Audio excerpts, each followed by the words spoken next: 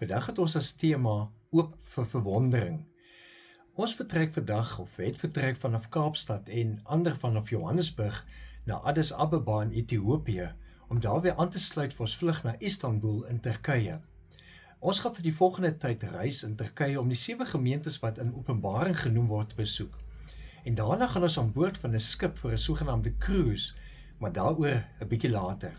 So vir die volgende 15 dae nooi ons jou om iets van ons toer saam mee te maak as deel van ons eie reis saam met God.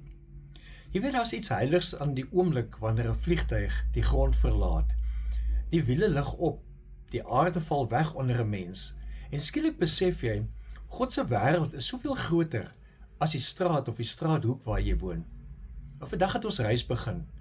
Kaapstad en Johannesburg se reisigers het aangesluit by mekaar in Addis Ababa in Ethiopië. Tasse is gepak in die vliegtuig se romp. Ons paspoorte is gereed en ons bewaar dit natuurlik soos goud, want dit is jou sleutel vir alles. Ons harte klop 'n bietjie vinniger en iewers bo die vasteland van Afrika, terwyl die son sak oor die Sahara en die ligte van Addis Ababa flikker in die donkerte, is daar eintlik net een gepaste reaksie.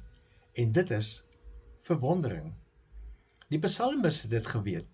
Hoe stel hy dit in Psalm 104 vers 24? U het baie dinge geskep, Here. Die aarde is vol van wat u gemaak het, en tog, u het alles in wysheid geskep. Nou, hy het nie noodwendig gevlieg nie, maar hy het opgekyk na die berge, na die see, na fonteine en valleie, na die uiteindelike sekerheid dat die God wil sulke dinge maak, meer as ooit en nog altyd in staat is om ons ook te dra, oor oseane, oor grense, oor alles wat voor ons lê. Ons vlieg vanaand oor Afrika, en oor ure sal ons Addis Ababa se ligte sien, en dan verander ons vlug van rigting, noord, na Istanbul, Turkye, na die spore van die eerste Christene. So dis nie eintlik net 'n vakansie nie, dis ook 'n pelgrimstog. So ek lees en kom ons bid saam. Vader, u het hierdie wêreld gemaak en u het ons gemaak vir avontuur en nuwe verwondering. Of ons so tuis is of saamtoer, gee ons oë om te sien, harte om te verwonder en voete wat gereed is om op heilige grond te staan. Amen.